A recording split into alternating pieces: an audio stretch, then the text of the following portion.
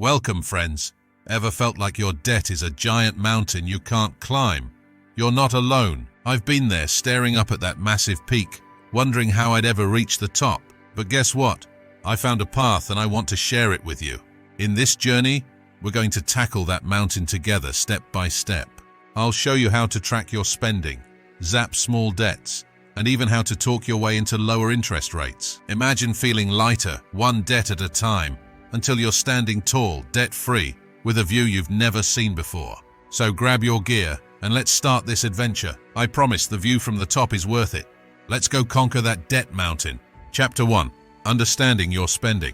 Hey everyone, let's dive into the world of budgeting, but don't worry, it's not as scary as it sounds. Did you know that according to a survey, nearly 70% of Americans don't have a detailed budget? That's a lot of us flying blind with our money. So here's what I did. I started by tracking every dollar I spent. Yes, every single one. It was an eye-opener. I used a simple app on my phone, but a notebook works too. The key is to see where your money goes. You might be surprised how much you spend on little things. Coffee here, a snack there, it adds up. This step is all about understanding your cash flow. Once you know where your money is going, you can find sneaky ways to save. Trust me, it's empowering. Chapter 2. Small debts first. The debt snowball. Now let's talk about the debt snowball method. I love this strategy. Dave Ramsey, a financial guru, swears by it. It's simple. Pay off your smallest debt first, then move to the next one. Imagine rolling a snowball down a hill. It gets bigger and faster. That's what happens with your confidence as you clear each debt. I started with a $200 credit card bill. When I cleared that, I felt like a champion. Then I tackled a $500 loan. By focusing on small wins, you stay motivated. The big numbers don't seem so scary anymore. Chapter 3. Tackling big interest debts. The debt avalanche. Alternatively, there's the debt avalanche method. This one's a bit different. Here, you pay off debts with the highest interest rates first. Did you know that high interest debts can cost you a fortune over time? We're talking potentially thousands in extra interest.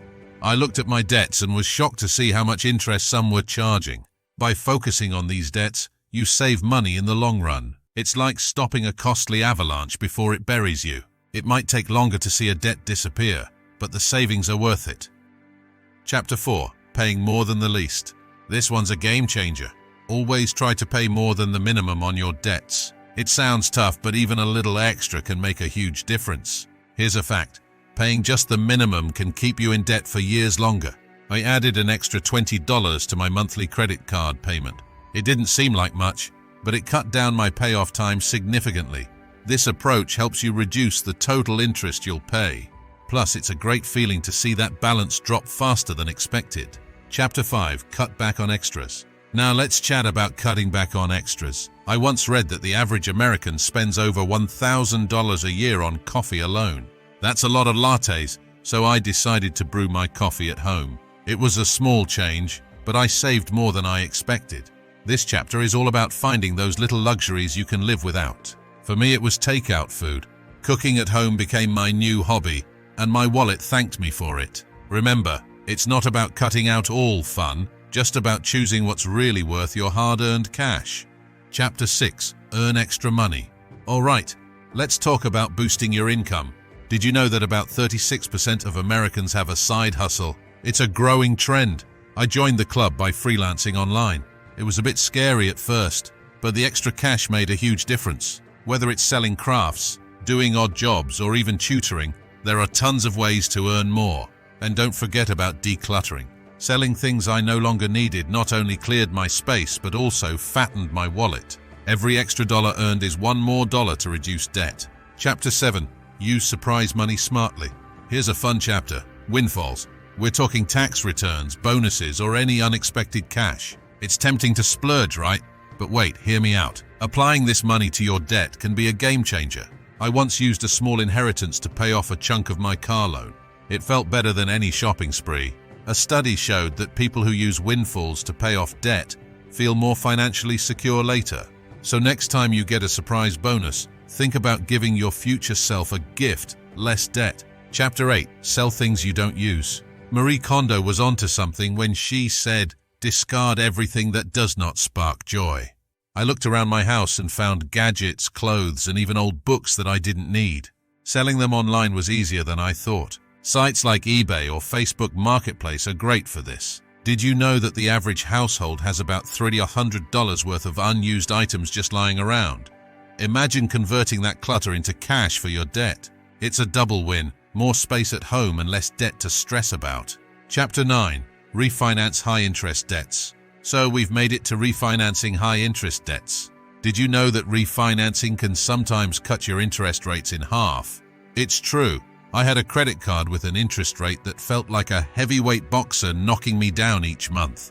By refinancing, I swapped that heavyweight for a featherweight, saving a ton in interest charges. Refinancing isn't just for big loans. Credit cards and car loans can often be refinanced too.